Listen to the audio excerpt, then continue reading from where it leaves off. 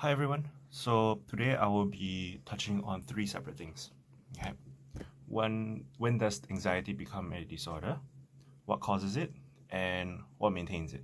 So just to follow up from last week's video, feeling anxiety over what is happening right now is a completely normal response.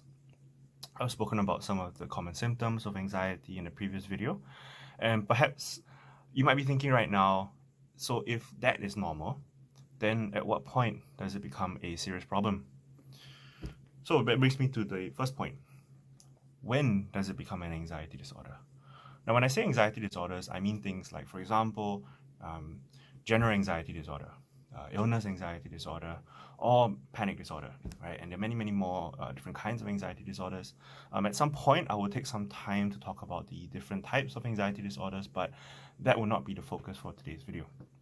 So going back to when it becomes an anxiety disorder, well, to put it simply, it's when it starts to impact your daily functioning.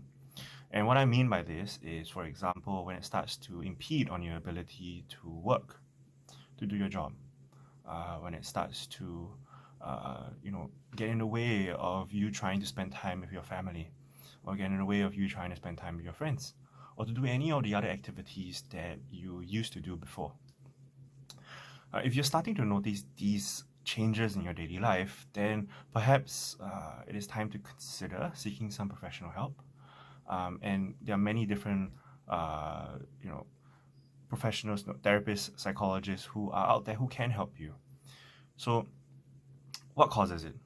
What causes anxiety disorders? The prevailing model right now that we work on is a model that we call the biopsychosocial model. And in a very simple way, biopsychosocial. So bio means biology, right? It's an inherited general biological kind of predisposition. So research shows that if you have a family member who suffers or suffered from a anxiety disorder, you are 2 to 3 times more likely to develop one. And this could be could be due to a variety of reasons. There are biological based, so genes, any of that, or any of those sorts of things. The next one, psychological, right? And what I mean by psychological are these unhealthy coping styles and unhealthy thinking patterns. Some examples of this are avoidant behavior, something that I will talk about in the future videos, and also a tendency to internalize negative emotions. And now, lastly, the third one is going to be social. And this is really just about the environment of what's happening around you. Some examples of this environment factors are unmanaged prolonged stress, past experiences of uncontrollable or traumatic events, and perhaps some not so helpful messages from the people around you that the world is dangerous or that worry is useful. So the combination of these three facets, bio, psycho, social, is what makes up the biopsychosocial model. Which brings me to my third point. What maintains it? What maintains an anxiety disorder? Now, there are some negative and positive beliefs about worry that can maintain all this. So, negative beliefs about worry, for example, things like worrying is bad, um, worrying is uncontrollable, and that I will eventually lose all control. Right? Worry is dangerous and will actually harm me. So things like I will having thoughts of that I will actually lose my mind if I keep worrying.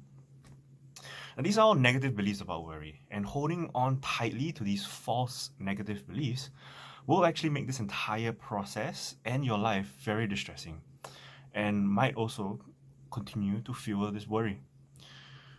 Now that's just the negative side of things, right? So the negative beliefs about worry. What about some positive beliefs about worry? What I mean by this is that, for example, worrying motivates me to do things. Worrying prepares me for the worst. Worrying helps me avoid bad things from happening. And similarly, holding tightly on to these false positive beliefs can also continue to fuel some of this worry. These are just some of the things that will be addressed in therapy. Of course, not everything that I've just said will apply to everyone. Everyone's experience of anxiety is a little different, and that's why it's important to find someone who is not only a qualified professional, but also someone who you can connect with. And that's all I have for today. For next week's video, we will be taking a look at treatment options and what that might actually look like. So stay safe, everyone, and take care.